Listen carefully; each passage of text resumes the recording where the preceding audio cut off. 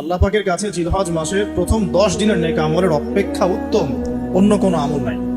সাহাবীরা প্রশ্ন করলেন যে ওয়ালাল জিহাদু ফি সাবিলিল্লাহ ইয়া রাসূলুল্লাহ, আল্লাহর রাস্তায় জিহাদও কি নয়? নবী সাল্লাল্লাহু আলাইহি ওয়াসাল্লাম বলেন ওয়ালাল জিহাদু ফি সাবিলিল্লাহ, এমন কি আল্লাহর পথে জিহাদও নয়।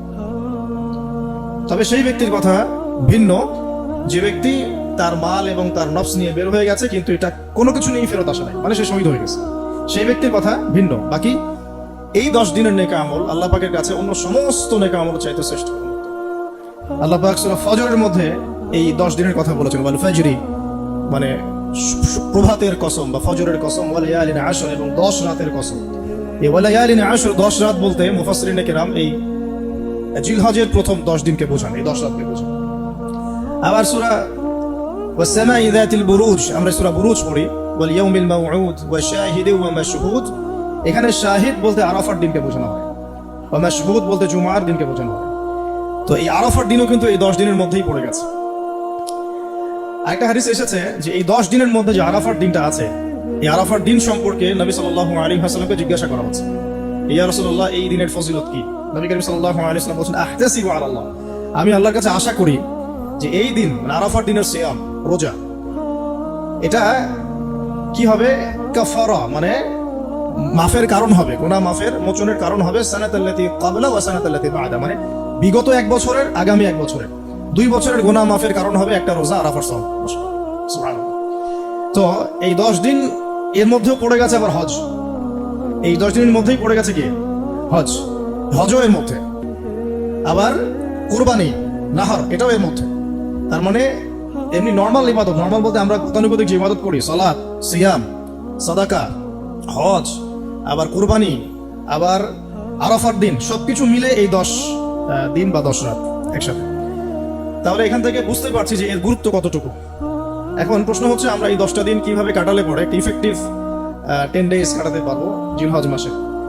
তা আমি কয়েকটা পয়েন্ট আপনাদের সাথে শেয়ার করি, আল্লাহ পাক আমরা সবাইকে আমল করার তৌফিক দান করুন। প্রথম যে বিষয়টা খেয়াল রাখতে হবে সেটা হলো নিয়াত বিশুদ্ধ করতে হবে।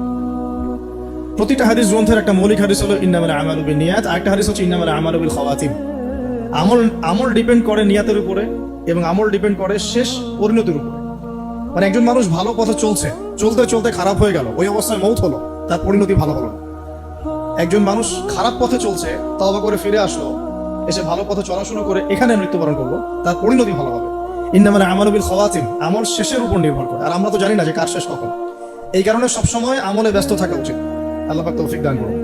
আল্লামা তাকি উসমানী দামাত বারাকাতুহু, তার উস্তাদ তাকে বলতেন, তিনি তার কিতাবে লিখেছেন যে আমার উস্তাদ আমাকে বলতেন, আমার শাইখ আমাকে বলতেন যে প্রতিদিন দেহের যেমন খোরাক আছে ঠিক তেমনি প্রতিদিন আত্মার খোরাক জোগাড় করো। প্রতিদিন দেহের খোরাকের জন্য আমরা 5 বার 3 বার 4 বার খাওয়া দাওয়া করি, নাস্তা খাই, সব মিলে 4-5 বার খাওয়া দাওয়া করি, পানি পান করি, ভিটামিন নেই, প্রোটিন নেই, কার্বোহাইড্রেট নেই, মিনারেলস নেই, তাই না?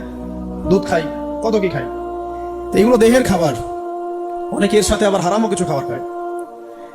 আর রুহের খাবার, প্রতিদিন রুহের খাবার জোগাড় করো। তিনি বলছেন এভাবে যে অন্তত একটা সময় নামাজের পরে, হোক ফজরের পরে বা মাগরিবের পরে বা আসরের পরে, কিছুক্ষণ ধীর স্থির ভাবে নীরবে বসে থাকো, আল্লাহর জিকির করতে থাকো, কোরআন তেলাওয়াত করতে থাকো, তাসবিহ তাহলিল করতে থাকো, আল্লাহর কাছে দোয়া করতে থাকো, হোক শেষ রাতে বা ফজরের পর বা মাগরিবের পর বা ইশার পর, আপনার সুবিধা মতো সময়।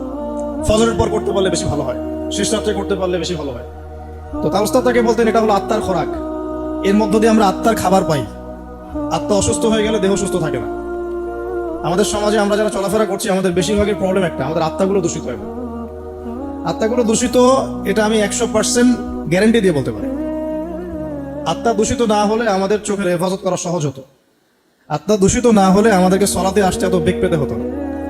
আত্মা দূষিত না হলে সাদাকা যাকাত দিতে মনের মধ্যে এত কণ্ঠতা, কি বলবো, এত মানে কনজাস্টেড ভাবনা চিন্তা আসতো না। আত্মা দূষিত না হলে কিন্তু আমরা আল্লাহ পাকের বিধান পালনে এত যুক্তি বিজ্ঞান দর্শন বুঝতাম না। আমাদের আত্মা কিন্তু অলরেডি করাপ্টেড। তো এটা নিজের বিবেকের সাথে প্রশ্ন করলেই পাওয়া যাবে, আয়নার সামনে দাঁড়ালে। তো এই আত্মা এখন বিশুদ্ধ করার জন্য আল্লাহ পাকে মৌসুমগুলো দিয়েছে। এই 10 দিন আমরা প্রথম যে কাজটা করতে পারি সেটা হলো নিয়তটা বিশুদ্ধ করা হয়, যে আমি প্রত্যেকটা কাজ আল্লাহ পাকে সন্তুষ্টির জন্য করছি।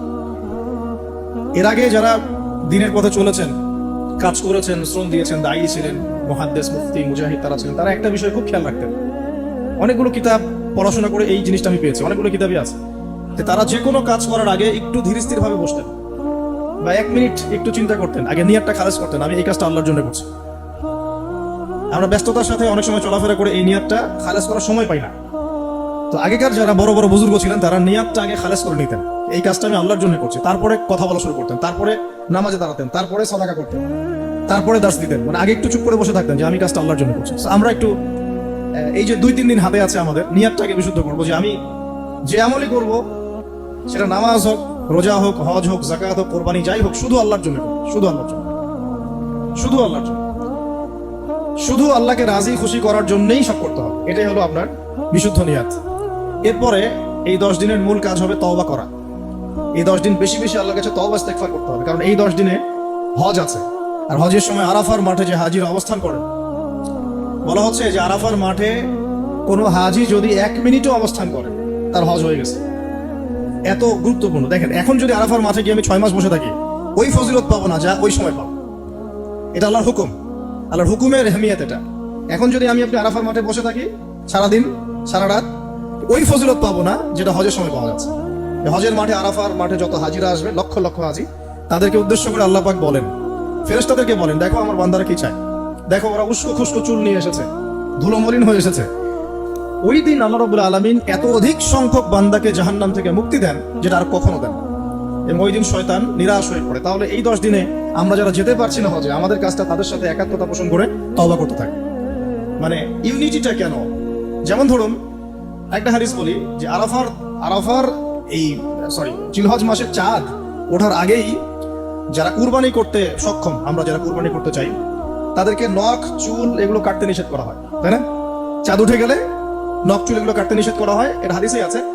আর এর আগে কেটে ফেলতে বলা হয়, যে নখটা আগে কেটে ফেলেন, চুলটা আগে কেটে ফেলেন, দাড়ি আবার কাটতে যায় না, নখ আর চুল।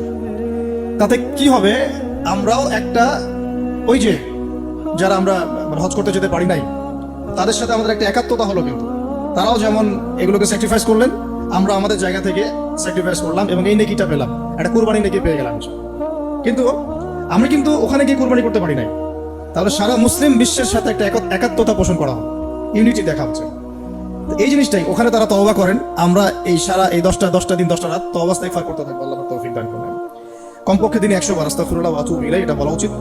এরপর একটা বললাম নিয়াত, এরপরে তওবা। এরপরের কাজটা হচ্ছে, বলে ফেলেছি অলরেডি, যে আমাদের চুল নখ যেগুলো আছে এই 2-3 দিনের মধ্যে কেটে ফেলবেন। আগামী সোমবারই কিন্তু শুরু হচ্ছে আমাদের, তাই না? আগামী সোমবারই প্রথম জিলহজ শুরু হচ্ছে। তাহলে যদি সওম রাখতে চান তাহলে রবিবার রাতে সাহারি খেতে হবে। তো চুল নখ এগুলো যা যা আছে অন্য জায়গায় পশম, এগুলো উঠিয়ে ফেলতে হবে, কামিয়ে ফেলতে হবে। ইনশাআল্লাহ একটা কুরবানি নেকি পাওয়া যাবে, অল্প একটু আমল করবে। আর 4 নাম্বার কাজটা হচ্ছে, এই 10টা দিন একটা ট্রেনিং সেশনের মতো নিয়ে নেই। 10 দিন 5 ওয়াক্ত নামাজটা জামাতে পড়ার চেষ্টা করবে। আর যদি কোনো কারণে মিস হয়েও যায়, বাসায় টাইম টু দ্য টাইম পড়তে, অন দ্য টাইম পড়তে হবে, একদম টাইমের মধ্যে, ওয়াক্তের মধ্যে। কোনো কারণে মিস হতে পারে, স্বাভাবিক, মানুষ বিভিন্ন সফর থাকতে পারেন, প্রতিবন্ধকতা থাকতে পারে, কিন্তু বাসায় পড়লেও ওয়াক্ত মতো পড়ে ফেলতে হবে। মানে এই 10 দিন ট্রেনিং হবে নামাজের, কারণ এই 10 দিনের যে আমলগুলো, এর মধ্যে কিন্তু নামাজ অন্যতম একটা গুরুত্বপূর্ণ। দেখুন, যার নামাজ নাই তার কিন্তু ইসলাম নাই, বাকি আমল অনেক পরের কথা। যার নামাজ নাই তার সাথে ইসলামের কোনো সম্পর্ক নেই।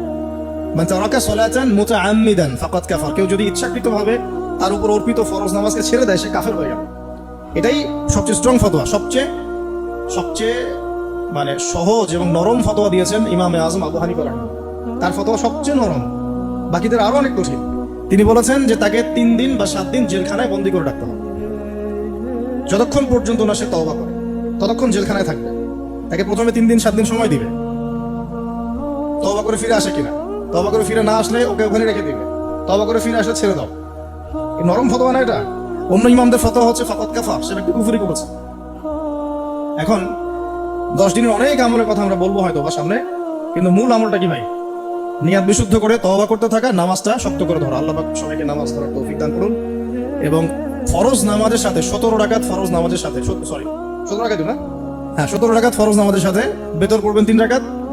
আর চেষ্টা করবেন যে 12 রাকাত এক্সট্রা নামাজ পড়ার জন্য। 12 রাকাত এক্সট্রা নামাজ মানে ফজরের আগে 2, জোহরের আগে 4 এবং পরে 2, মাগরিবের পরে 2, এশার পরে 2। এই যে 12, এটা যে ব্যক্তি পড়বে তার জন্য জান্নাতে একটা করে ঘর তৈরি করা হয়।